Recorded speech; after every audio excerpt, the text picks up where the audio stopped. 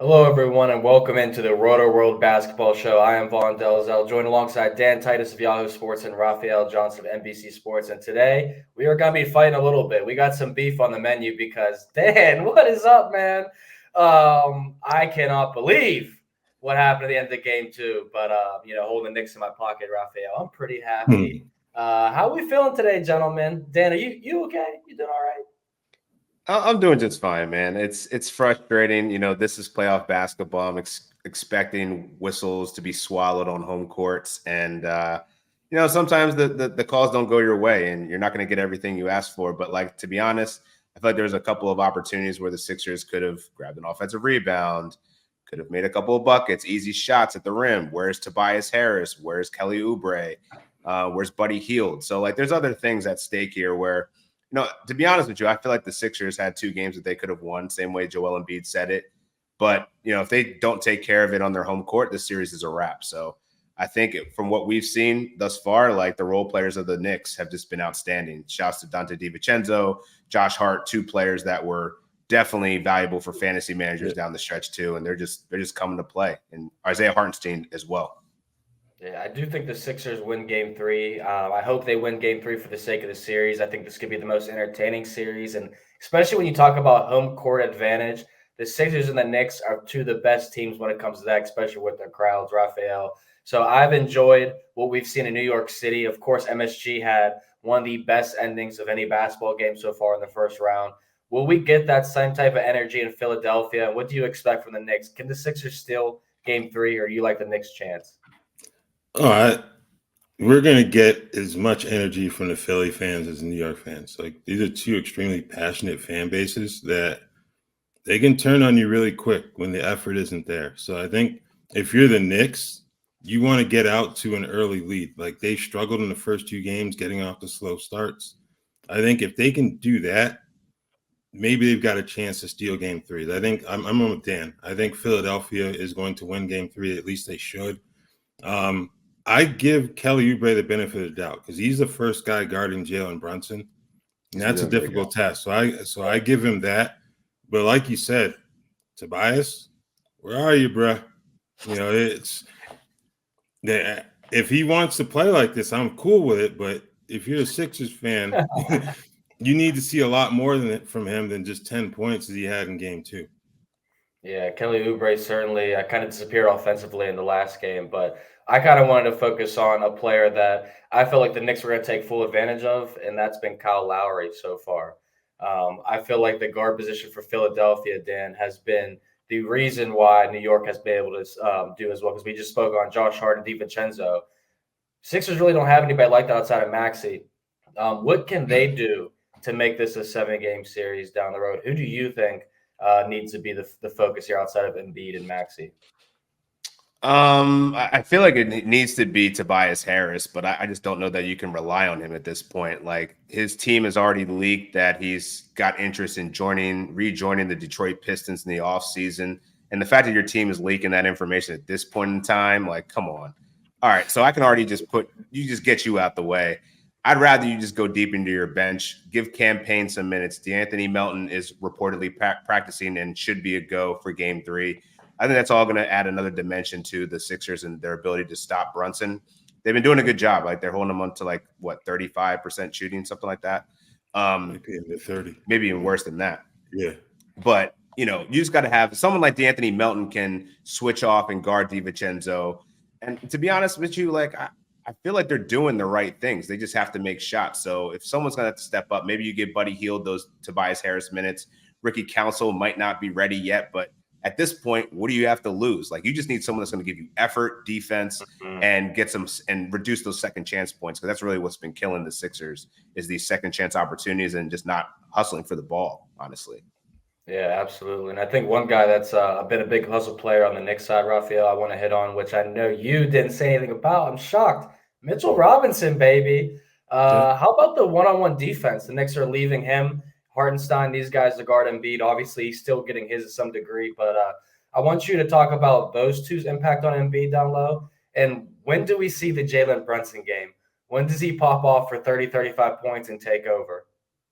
I think it'll happen eventually, but Robinson and Hartenstein have both done a good job. I think the first game, Mitchell saw more of the minutes because he played a little bit better. Than game 2 was more about Hartenstein.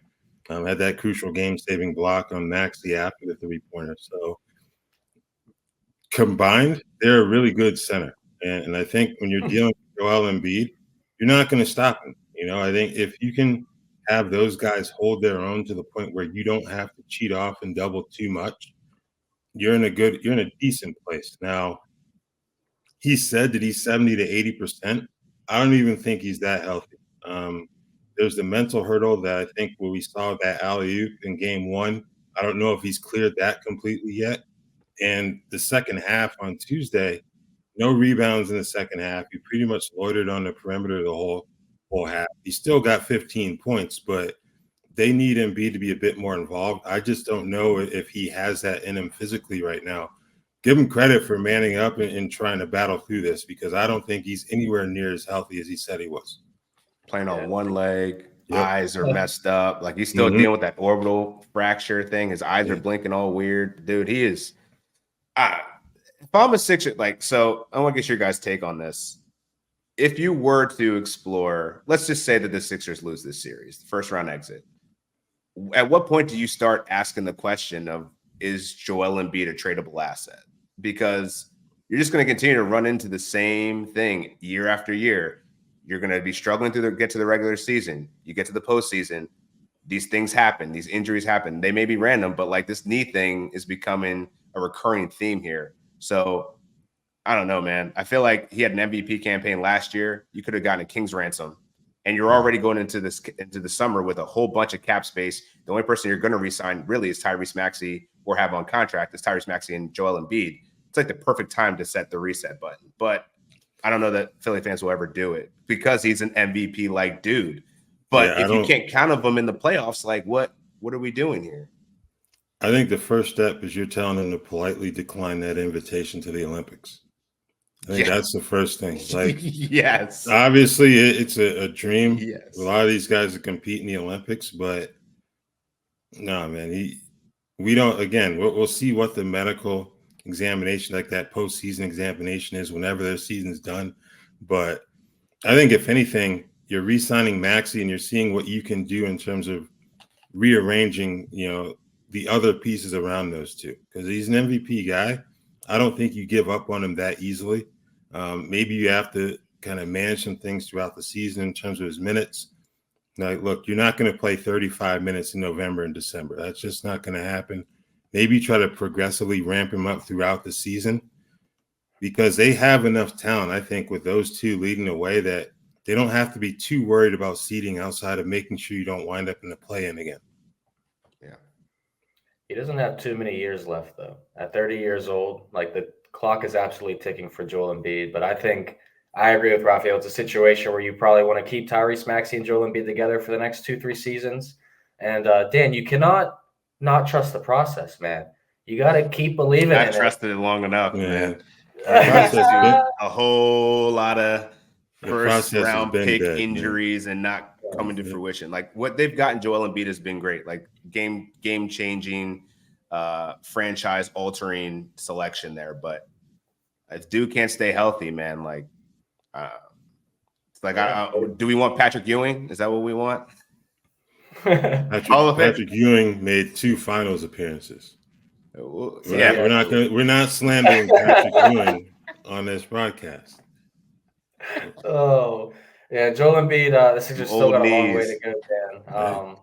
Before we move on to another man that should probably decline his invitation to the Olympics, final prediction for the series, Knicks Sixers. Who wins how many games? Now it's already 2-0 Knicks.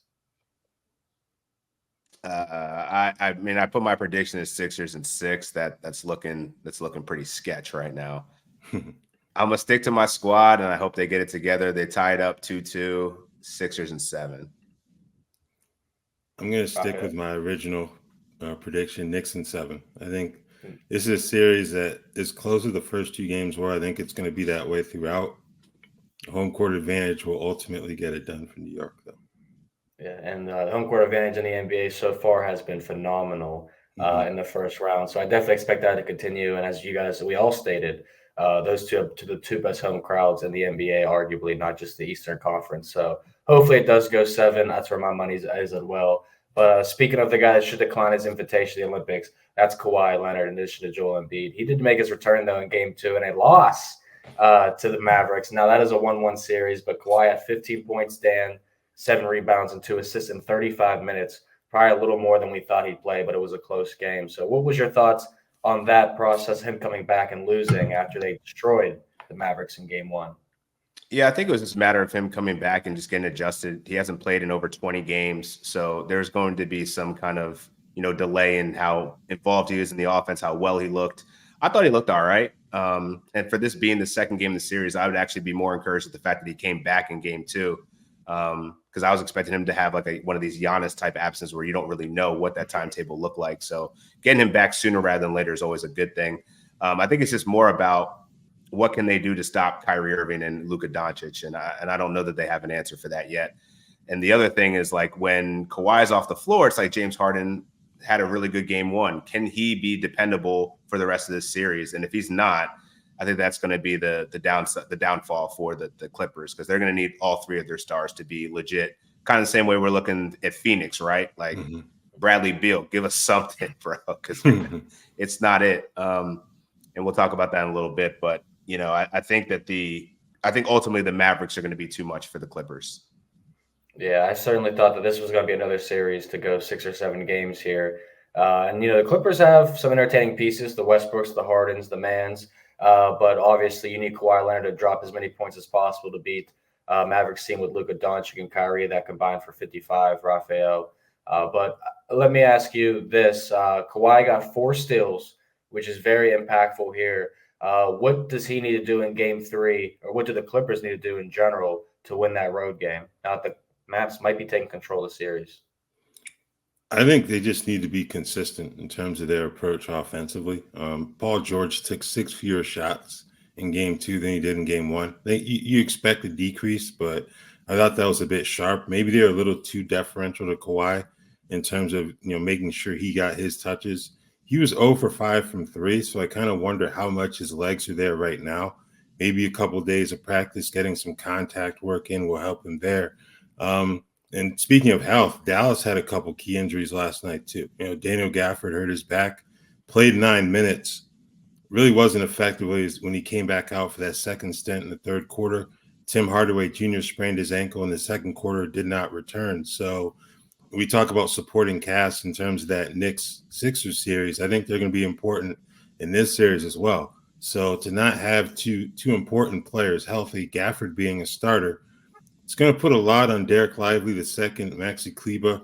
Josh Green saw an uptick in minutes in the second half last night too. So I don't think anyone is in position to grab control of this series right now. Now, Game 3 is going to be important, but I still think this is a series that's probably going to go to distance. Yeah, it's going to be very important to see the health of those 2 players, because Josh Green and Dante Exum will be your 2 backup guards there. And, as I mentioned, the Clippers backup guards, Westbrook, they got Powell as well. So it's important to have those two guys healthy for Dallas, but we'll see what happens with that series in general. I hope we see a 6-7 game series and Dallas coming out on top, but Clippers will not go away. That is for sure. There was another injury though, Dan. You were speaking on the Suns there for a second, and Grayson Allen going down for Phoenix is a big deficit for them, because them going back home is in a full max out desperation spot at 0-2. How much trouble is this team in? Because they are not getting much at all from their bench. At least they looked better in Game 2, though. I mean, they're getting cooked, on both sides of the ball, man. Mm-hmm. Like, it's just not Durant. And this is the thing about Durant; he'll always get his, no matter what. But it's a matter of the complementary pieces. Will they? And Devin Booker hasn't looked great. He had to foul. He fouled out. Last game, and seemed like he was getting the emotions was getting to him a little bit. But I think at this point, with Grayson Allen going down, that's a key defender, key 3-point threat that they're going to lose. And at this stage, going down 0-2 on a team that's like just thriving, playing freely. I mean, I don't know. It's just scary. I don't think the Minnesota Timberwolves can be messed with right now. And they look like the biggest threat to the Denver Nuggets right now. I do like the Suns in Game 3, but I agree. Everything you saw Phoenix work on very well to beat Minnesota in the regular season, the Timberwolves have kind of turned around and be able to defend that for Phoenix. And Phoenix Yep. has been able to match up size-wise with Minnesota. We saw the rebounding edge in game one, 52-28 to Raphielle. Suns' record and worst advantage, or rebounding disadvantage ever. But they did look better in a lot of ways until that mid-third quarter. Once again, the Timberwolves pulled away. What are you expecting in this series, and how do they overcome Grayson Allen, who is a big offensive piece for them? Well, you need Eric Gordon to continue to play well. Thought he played well last night, 15 points. But like Dan said, the size discrepancy, I think that's the biggest issue for them, because Minnesota, Rudy Gobert has been really good the first two games. Like, for one, he shot 6-7 from the foul line in both games. Like, you're not expecting that. Then what he does is a rebounder and defender. Anthony Edwards off and on, as good as he was in game one, kind of quiet in game two. But then you have Jaden McDaniels score 25. You have Mike Conley score 18. And we still haven't seen the best out of Karl Anthony Towns either. So you add in the bench like Naz Reid, Nickeil Alexander-Walker. I think this is where spending all that money on your top-end guys gets you in trouble, because they weren't able to upgrade the bench. They weren't able to get anything of value at the point guard position. And those are areas that have stuck out as serious areas of need, because Minnesota can pressure them defensively, and Beal and Booker haven't handled it that well in terms of making plays off the bounce. So I don't think it'll be a sweep, but I think Minnesota's got this series well in hand, even though all they did was hold serve at home. Yeah, which is what most teams have been doing here. But it does seem tough for me to envision Phoenix winning both games at home from what we've seen again from Minnesota so far. They have looked like the completely better team mismatch. As you spoke on, Jaden McDaniels balled out in game two, 25 points, 8 rebounds, and 3 assists. So I love what I've been able to see from this team in general. Let me ask you this. Is McDaniels the most impressive guy in the West that no one saw coming, and Josh Hart in the East so far? Raphielle, is that fair to say with the two, how they've been playing? I think Hart was kind of expected. You think about how well he played after the trade deadline. Shooting 6 triple-doubles from if you stand there and watch a professional athlete just shoot the ball, they're going to hit a few, Yeah. So I think McDaniels would be the more surprising of the two in terms of what he did in game two, because offensively he doesn't just take one back seat to the other guys they have. He probably takes multiple back seats, to the offensive talent they have. So for him to come out and get 25, I'm willing to bet that was not in the Sun scouting report ahead of game two. Yeah, certainly something they hope doesn't happen in game three either. But he looked great on both ends of the floor defensively. He was making big impacts. Dan, I was pretty surprised to see Pascal Siakam, Spicy P, getting so busy for Indiana against Milwaukee. I was also surprised to see my guy Tyrese Halliburton only pushing out 21 points in 2 games for the Pacers. Don't love that. But how does Milwaukee stop him, and what do you expect Milwaukee to look like when Giannis comes back? Because Damian Lillard has looked great in the 2 games offensively, even without Giannis. Yeah, I feel like the Bucks are in a good spot, considering that Giannis should be returning probably game 3 or game 4. I think that the Bucks really just have to figure out a way to stop Pascal Siakam. And I don't know that. I figured Bobby Portis would probably put up more of an effort there. Brook Lopez, obviously more of a low post guy, but Pascal Siakam is working all 3 levels right now. And I think he's the first player since Shaq or Tim Duncan to have 35 and 10 in his first 2 games. What was it? First 2 games in the East with his new team or something like that in the playoffs or something like that. But either way, man, this guy is unstoppable right now. And I love the way that, Rick Carlisle has figured out that, hey, let's play through Pascal Siakam. And you saw it kind of change as the trade deadline happened, that they're trying to get him more acclimated. Their defense got better. But I think that, to your point about Tyrese Halliburton not scoring that much, they're getting great minutes from Andrew Nembhard. They're getting great minutes from TJ McConnell. This team is just playing very well-rounded basketball. And, I think that this is going to be another deep series where I think I have the Bucks winning in 7. When you insert Giannis back in here, that's just going to be a natural deterrent for Siakam to be able to get to the rim as easy as he's been. And obviously those turnaround shots won't be as easy. But I don't know. I think that the way that the Pacers are playing 5 out, man, Miles Turner hitting these shots, they just look like a really good basketball team. So this is going to be a dogfight for the Bucks. And I think we need to be asking the question, if the Bucks don't get out of this, what does that mean for Doc Rivers? because another first round exit after all of the other not being able to get past the second round, that's going to look really bad. And I think that's similar to, the way we talked about the Suns. When you go out and get an investment like Damian Lillard, you're hemorrhaging the rest of your roster, right? And I think that what we're seeing with the Pacers, that they have depth to be able to continue to throw guys out there. Whereas the Bucks, you're looking into like Pat Connaughton to step up here.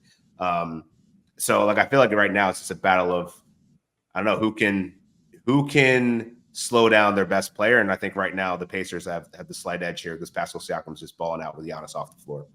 Yeah, and when Giannis comes back, this could be a completely different series by then. But with home court, you'd like to see Giannis probably back as soon as possible if you're a Bucks fan. And Raphielle, I'll say this: I think I agree with Dan in the sense that Indiana is definitely a deeper team. They're well balanced, well rounded. But this is the draw that Milwaukee and Doc Rivers wanted. They wanted to face an Indiana team that was young. They played fast, didn't play much defense, just like Milwaukee, right? Yeah, you guys laughed when I said last week about the basketball gods possibly, settling some scores with these teams that kind of duck competition, but didn't happen. It hasn't happened with Cleveland, but Milwaukee, they've got a battle in their hands. I think getting Giannis back is going to be key because, like Dan said, he's probably the best deterrent to Pascal Siakam in terms of the mid-range game and getting to the basket. Because without him, they don't have anyone. And offensively, they need another marquee scorer. So I don't think Chris Middleton's got it in him physically to be that marquee scorer that he's been in the past right now. We saw him hit the bench a little bit in the first half last night with a right leg issue. Came back into the game, but they need explosiveness. Like as good as Damian Lillard overall numbers look, he scored a total of 8 points in the second half of the first two games. So obviously something's happening there to where he goes all out in the first half. In the second half, whatever Indiana's managed to do, or if it's something that Milwaukee and Lillard have not done, the production has dropped significantly. And that was an issue in game two because they were battling from a hole and Indiana just extended its lead. So getting Giannis back whenever that happens, that's going to be the key in this series, because if he doesn't, then you start to wonder if Indiana has more than a puncher's chance to win this series.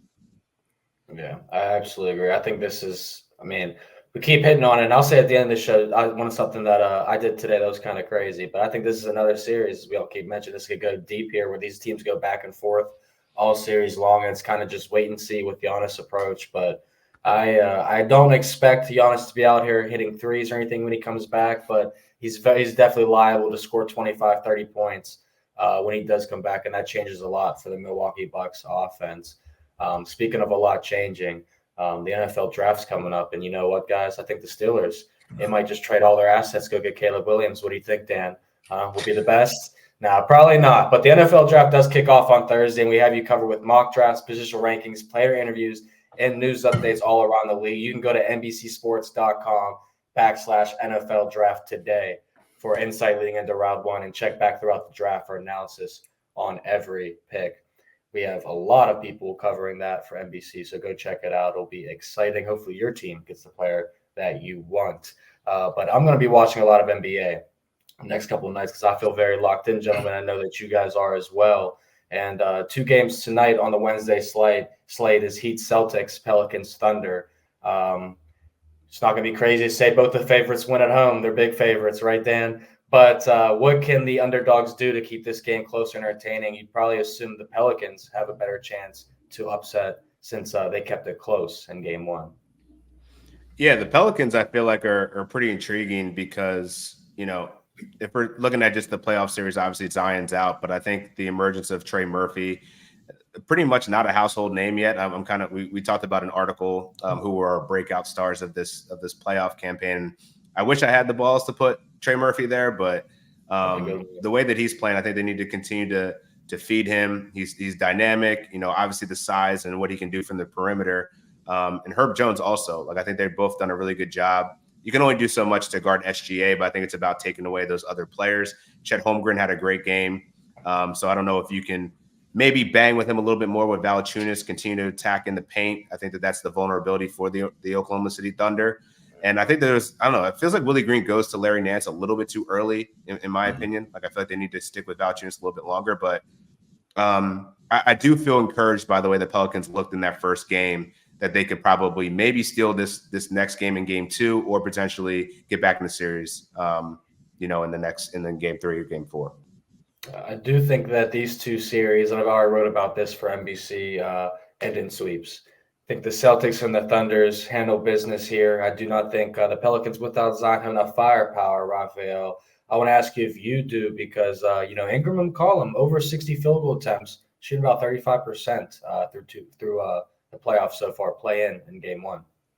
Yeah, I don't see this series ending in a sweep at all. I think New Orleans is going to be able to get something done. The big part of it, like you mentioned, Ingram and McCollum need to be more accurate.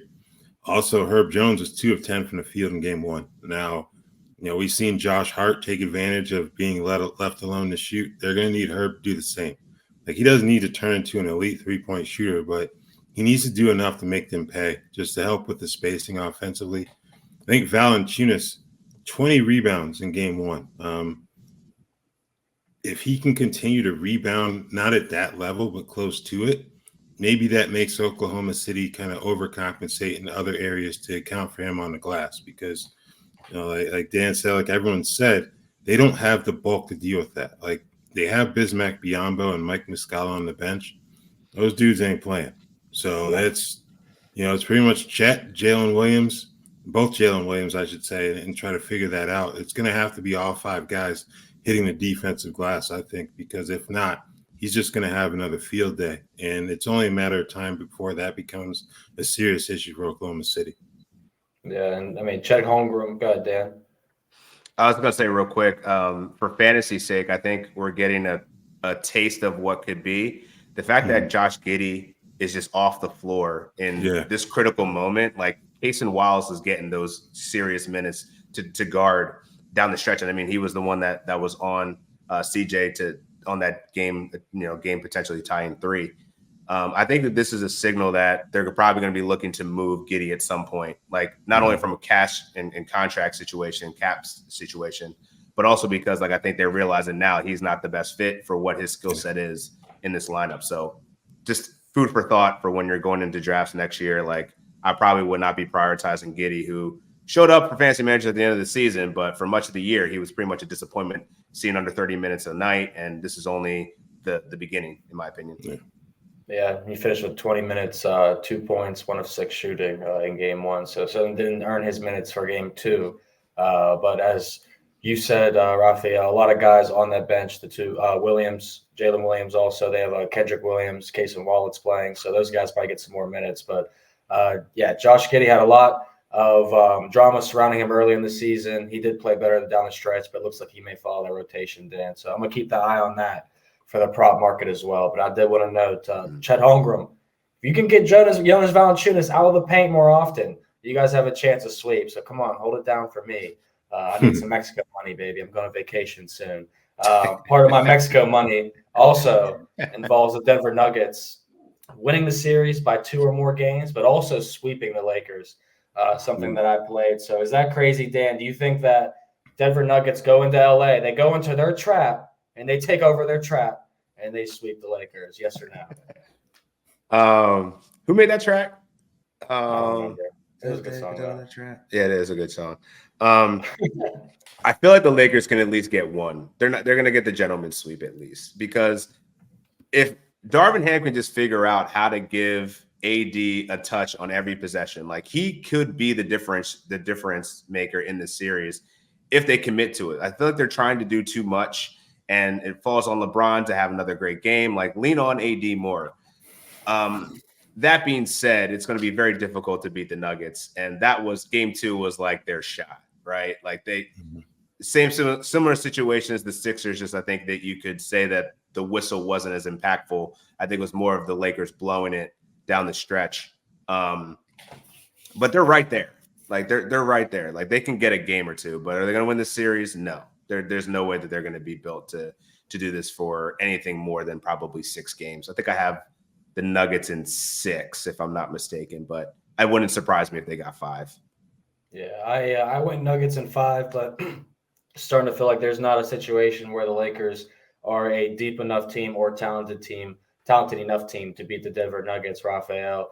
Just simply, they look like they may be the best team in the Western Conference once again. Do you think the Lakers win a game or two? And what do you know about Bankroll Fresh take over your trap? Bankroll Fresh. There you go. Yeah, I can't say I really listen to Bankroll Fresh, but yeah, I think the Lakers can get a win or two. As for winning the series, no, I think Denver just got their number. Like, even when everything seemed to line up for the Lakers in game 2, they still couldn't get it done.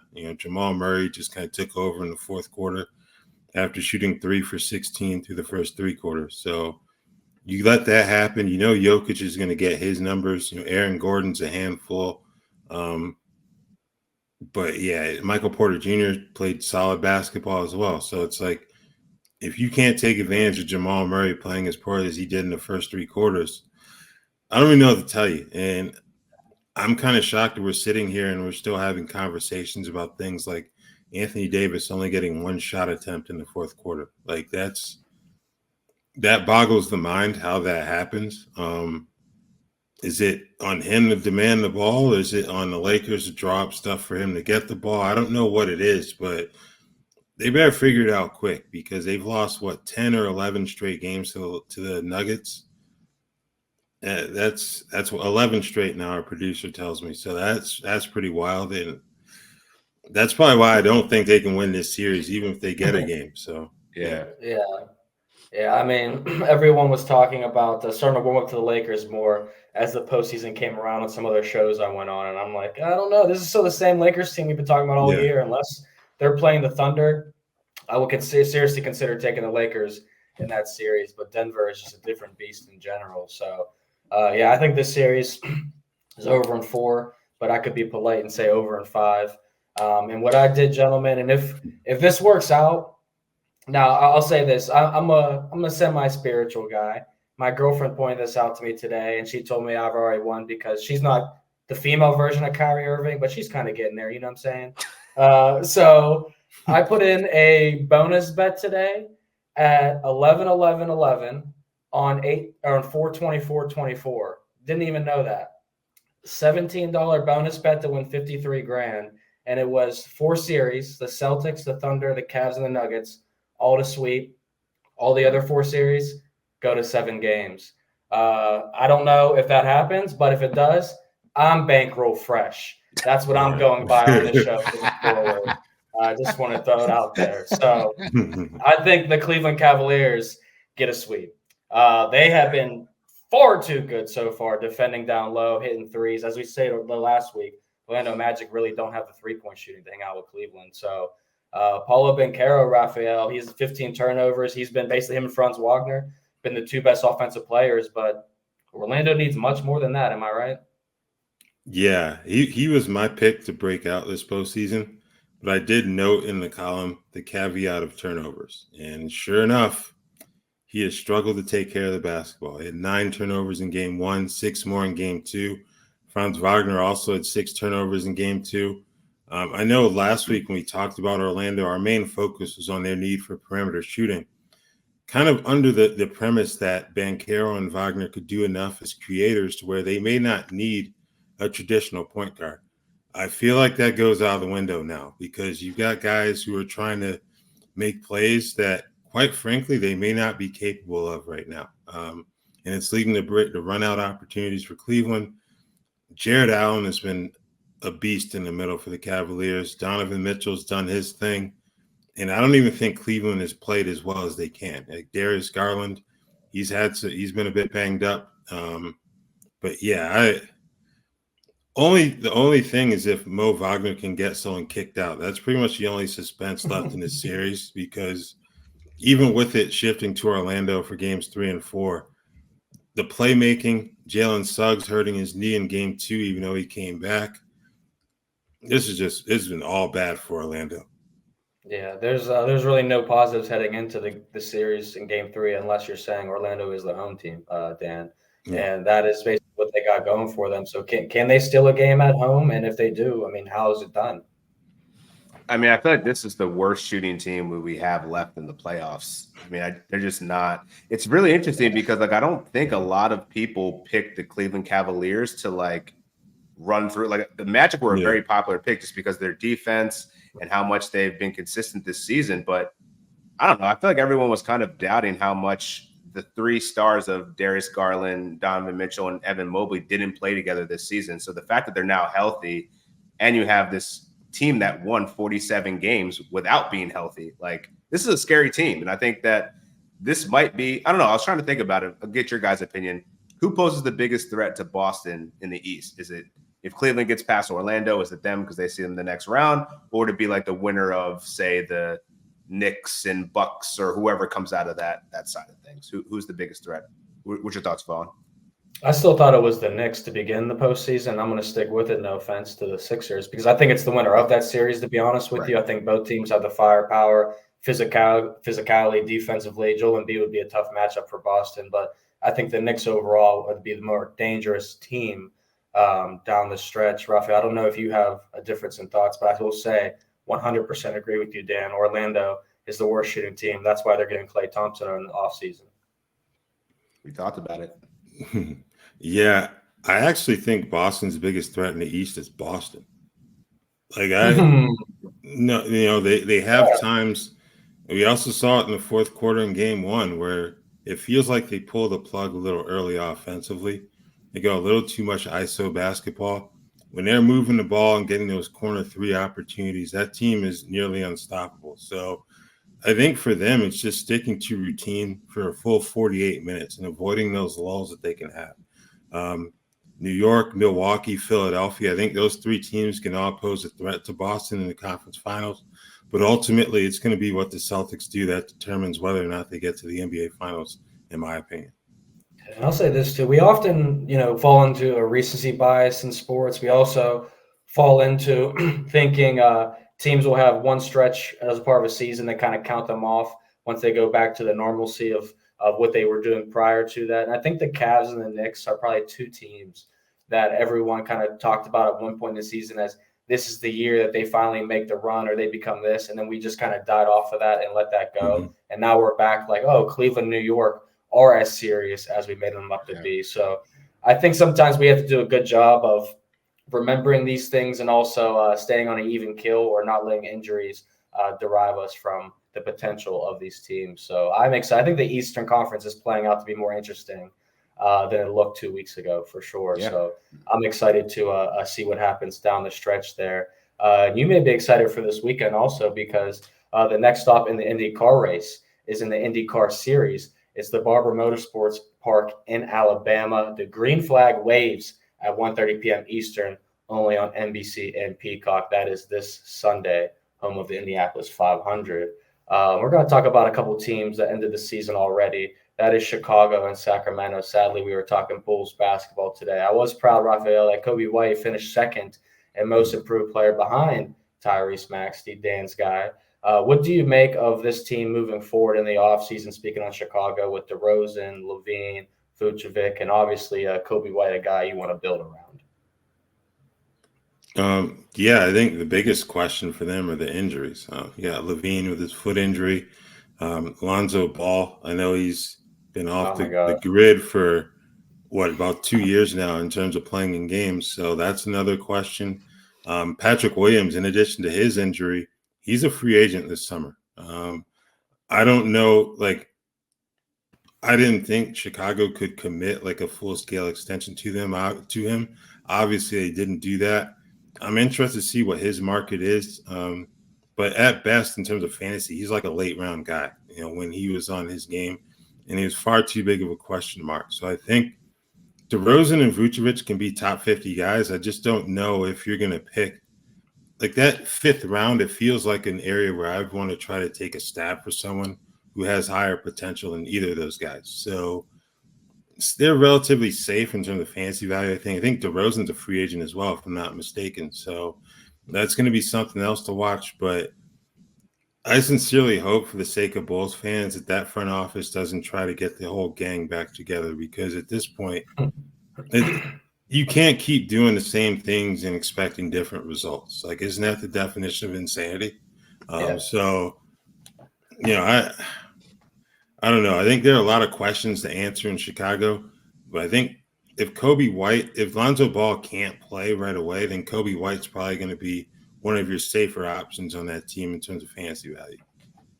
I'm gonna be honest with you, Raphael. Bulls fans forget that Lonzo Ball's even on the team. When you said his name, I'm like, oh yeah, that's right. That's at the point that we are at with him in this year. So we don't really look at him long term as an option with this team, but maybe the Bulls front office does. I mean, they are still paying him. But I think this team in the offseason will look completely different, Dan. We look at, as you mentioned, he mentioned DeRozan. He may walk. We may get nothing for him. We weren't able to move LaVine at the trade deadline. I say we because I'm a Bulls fan. And then Patrick Williams obviously was a interesting draft pick. Defensively, a lot of upside for us. But the three-point shooting was something that wasn't really developing at the pace Chicago wanted. So we left with Coby White, Ayo Dosunmu, Alex Caruso. We're Andre Drummond. Oh my gosh. Where does this team go, man? What do we do? For starters, I feel like the voters need to have a conversation of what most improved player means, because while Tyrese Maxey was outstanding first-time All-Star this year, Coby White's development from last year to this year was more substantial than Tyrese Maxey's.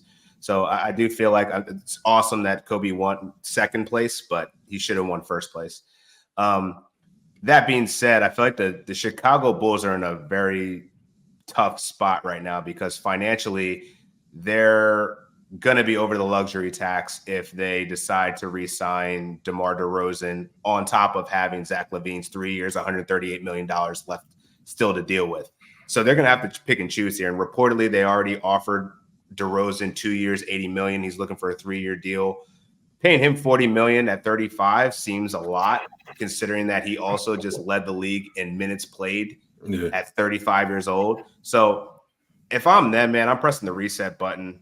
Like, you got to build around Coby White. You have something there. Alex Caruso is a beast defensively. Probably can do more offensively if you give him the opportunity to. And Ayo Dosunmu is a guy that improved a lot this year. So you have your point guard, shooting guard, and small forward right there. Deal with the rest of Vucevic's contract. Let him come off the books when it's time. Let Pat Williams walk because he's pretty much been a disappointment since joining them. And then maybe Lonzo Ball comes back and cool. You have a really good backcourt to kind of build around, and then you can invest in your front court as you see fit through free agency, trades, whatever value you get for LaVine. Because clearly, LaVine, I think they were 10 and 15 with LaVine in the lineup this year. I don't know that you need to pay him 3 more years and $138 million to figure out that you're not a playoff contending team. So if you're just looking to another play-in tournament type of scenario, blow it up. Don't re-sign. Let DeMar DeRozan go elsewhere. Trade Zach LaVine and move on. Yeah, it's interesting that the other team we're going to talk about here, as far as what to do in the offseason, fantasy value next season, I feel like is a very reliable trade option for Zach LaVine. I could see him playing for the Sacramento Kings, Dan. I would love to get some younger players in here for Chicago and try and change the culture or the direction of this team and where we're headed. Because when we brought over Arturas Karsakovas, hopefully I'm saying his name correctly. Karnishevas. See, I mean, how do you even know that without YouTube and you're hearing it? Come on now. But yeah, and as a Bulls fan. But no, as when we got him, I definitely felt like this team was going to make all the trades, free agent moves moving forward to really change the trajectory of this team. We get DeRozan and a few other guys, draft Patrick Williams, but a lot of the pieces have made us a mediocre basketball team. And I'm still upset that the Bulls won 39 games and I had them under 38.5 this season for their win total. Very stupid. But yeah, I think there's a lot of work to be done. But as far as the Sacramento Kings, Raphael, I mean, De'Aaron Fox, Domantas Sabonis, you feel like those two guys you probably want to build around looking for in the future. But you got Keegan Murray, you got Malik Monk, a lot of these young guys coming up for Sacramento now. What's your not only fantasy value for them next season, but what do you expect in the offseason for the Kings? I was a bit surprised to hear Keegan Murray's name come up in some possible trade. Not really rumors, but it's some people considering the possibility of trading him. And I think that would be an absolutely stupid decision if they were to do that. I don't think the Kings would do that. We've seen how much he grew from year 1 to year 2. I think he can make a similar jump in year 3. What they need to figure out are the other wings, like Harrison Barnes. How much more does he have left in the tank? Kevin Huerter missed the end of the season due to injury. Malik Monk will be a free agent, so you have to figure out how much you're willing to spend there. They need to get more athletic on the wing beyond Keegan Murray, because that's why they lost all 6 games in New Orleans. Like, they did not have answers there. They were also able to limit Sabonis in those matchups too. But Fox, Sabonis, and Murray, I feel pretty good about fantasy-wise. I think you're looking like second round for Sabonis, second, maybe early third for Fox. And then Murray's someone that when I talked about fifth rounders for like DeMar and Vucevic, I'd rather take a Keegan Murray in the 5th round than either of those guys, just because of the upside that he may have within that system. Because for him, it's just being consistently aggressive. And I think he finished that level in terms of fantasy this year. So even 5th round may not be a reach for Keegan Murray in the drafts next season. So figure out what you're going to do with Malik Monk, but they need to get better on the wings, need to get more athletic if they're going to have a chance to kind of continue to build under Mike Brown. Yeah, I love that comparison of where Keegan Murray would probably be in terms of the Chicago guys we just talked about. That's so true. It's someone you'd much rather have on your team as a Bulls fan. I'd much rather have Keegan Murray than anyone on the Bulls roster right now. Let me ask you this. Is there a situation where in a year or two, a guy like De'Aaron Fox could be traded or his value drops because Davion Mitchell, Keon Ellis, Malik Monk, all these guys continue to rise? They still have Kevin Huerter as well. Do you think that there's any guy on Sacramento's value that might be dwindling in the next year or two? I don't see any of those guys you listed as rising to the level where they trade De'Aaron Fox. Okay. I know Keon Ellis gave them some good minutes down the stretch. I don't think he's near that level. Davion Mitchell, the offense is still a work in progress. Kevin Huerter, I think, I don't know, man. Like, hey, good for him. He got paid a couple of years ago, but I don't really know if he's that guy that can take that next step right now. Effective rotation guy, but that's about it, I think. Yeah. How about you, Dan? What are you looking for in Sacramento and for them in general? Because, as you said, they have a lot of younger pieces on a very exciting team that's up and coming. I was trying to figure out what their cap situation is, but like I feel like in order to move to the next level, it's going to take that Keegan Murray leap. And I don't know whether that means I was actually pretty pissed when they re-signed Harrison Barnes. No, he's a great locker room guy and a solid veteran, but I think that did stifle his development a little bit. I think he should be the flat out, straight up for them. And then you just invest in youth after that. I agree with all of Raph's points on them needing to get younger, more athletic. I think Zach LaVine is an interesting target. I just don't know what assets it would take to get someone like that into the fold, especially given his injury history. I think there's some questions there. It's probably why he wasn't moved at this trade deadline. But, yeah, I'd be curious to see. Raph said on the low that he can't guard either. That is a fact. But yeah, I think for Sacramento to go to that next level, man, I think it's really just unlocking Keegan Murray and then trying to figure out, what other pieces you can bring in. I do think that they should re-sign Malik Monk. I just don't know how much it's going to cost. If they can do it for an affordable rate, it seems like he likes playing with De'Aaron Fox, his homie from college. And this guy was a 6th man of the year candidate. I mean, he still could win the award. I don't know that he will. I think Nas Reed's team is real. But I think that that's a dynamic playmaker off the bench. Davion Mitchell hasn't really worked out thus far, but he is improving at least. He did get some significant minutes in that playing game.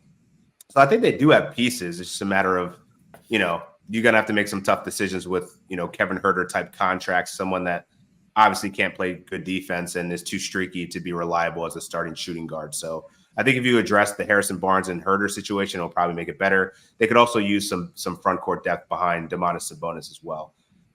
Trey Lyles is okay. I think they had I think Alex Len was playing deep minutes in the play-in tournament. Like that can't be a thing if you're trying to be a legitimate playoff contending team. Oh my God! Speaking of being a thing, you just gave me a flashback last night. Drew Eubanks, he's got to get out that rotation for the Suns. Oh my gosh.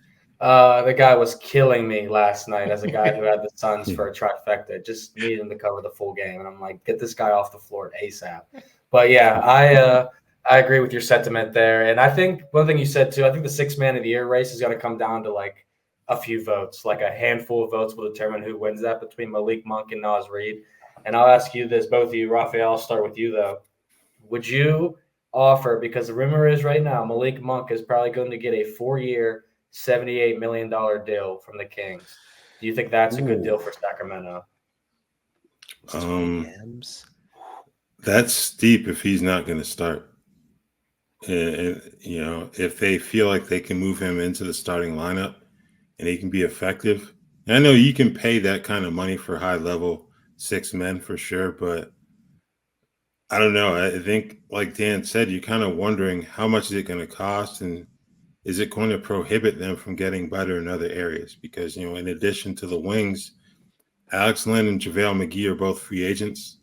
I don't think you're going to lose too much sleep if you lose those guys, but you're going to need to get a solid backup to Sabonis in some way, shape, or form. You know, so, man, 4 years, 78. I mean, if he can get it, good for him. But yeah, certainly. I mean, paying a upper price for, you know, a Jamal Crawford type of 6-man, if he's going to give you that production year in, year out, I could understand it. But Malik Monk, not saying he won't give you that production the next 2-3 years, but it's certainly more of a gamble, in my opinion, than I didn't even think guys. Jamal got that kind of money. Well, no, I mean, this is inflation now, man. Yeah. Jamal should have played 5 years longer. He would have been way richer. But yeah, I also last night, you spoke on JaVale McGee. I can't believe he's still on a roster. But last night I was 30 years old when I found out Isaiah Thomas is still playing basketball in the NBA. Yeah. On the Suns. I saw him on the sideline. I'm like, is that Isaiah Thomas? I was like, yeah, man, he plays for the Suns. I'm like, no, he doesn't play for the Suns. He's on the Suns. There's a difference. But yeah, no, I am shocked by the amount of players in depth here for just left on some of these rosters, to be honest with you guys. But final parting thoughts for the show today. What are you guys looking at for the rest of the week in the NBA? Any hot takes or expectations for the end of the round one? Shit. You know my hot take, man. Sixers got to get it together at some point. I think they will. Game 3. I think we'll see the Sixers at least get it back to 2-1. I don't know about beyond that. I think it's going to be predicated on how healthy this team is and how healthy really Joel Embiid is. But Tyrese Maxey's been outstanding.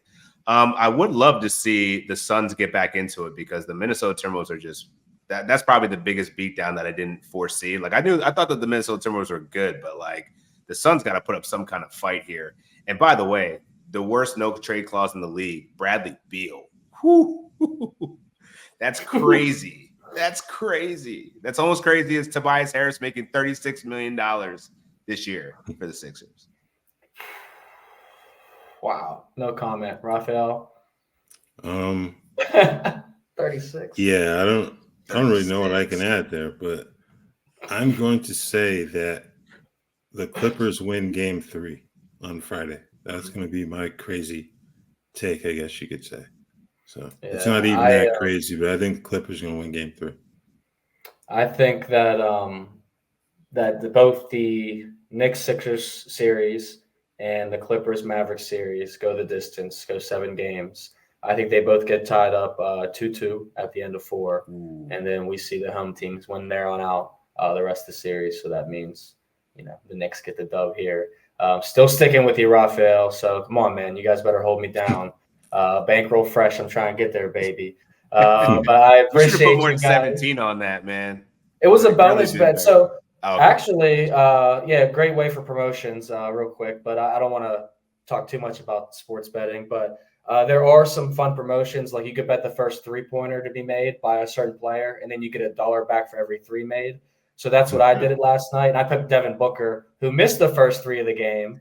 And then Anthony Edwards banged it. So I had a free $17 bet back. And I was like, I'm going to do something to potentially semi-change my life. So, $53,000 coming. 50 Lars, that'll definitely be a nice little help. And as a thank you, I would definitely be hooking you 2 up and Adam as well, our producer, because you guys have been riding with me all season long, and this has been a fun show. So let's hopefully see if we can get this going. But from real quick, did any of our bets from Christmas cash or no? Well, you guys are still open. Are they still alive? Yeah. I know mine's not. Well, technically, yes, because Raphielle, if I'm not mistaken, had the Oklahoma City Thunder and Milwaukee Bucks in the NBA Finals. Right. Don't know if we're getting there. And then you had Sixers and Lakers. Definitely not getting there. Yeah. So Still alive. it's still alive, but Still alive for a week. till the weekend. But yeah, I like Raphael's a little bit better. But we'll see where we go. Maybe we'll get some hot takes next week on a long shot or something like that. But for Dan Titus, Yahoo Sports, check out his work, please. Heading into this weekend, Raphielle Johnson at NBC Sports as well, and myself, Vaughn Dalzell at NBC. And for Adam backstage, thank you for holding us down as always. Everyone watching, thank you. Enjoy the games. Let's get some sweeps in 7-game series, baby. That's what we all want. See you next week. It's not the Sixers.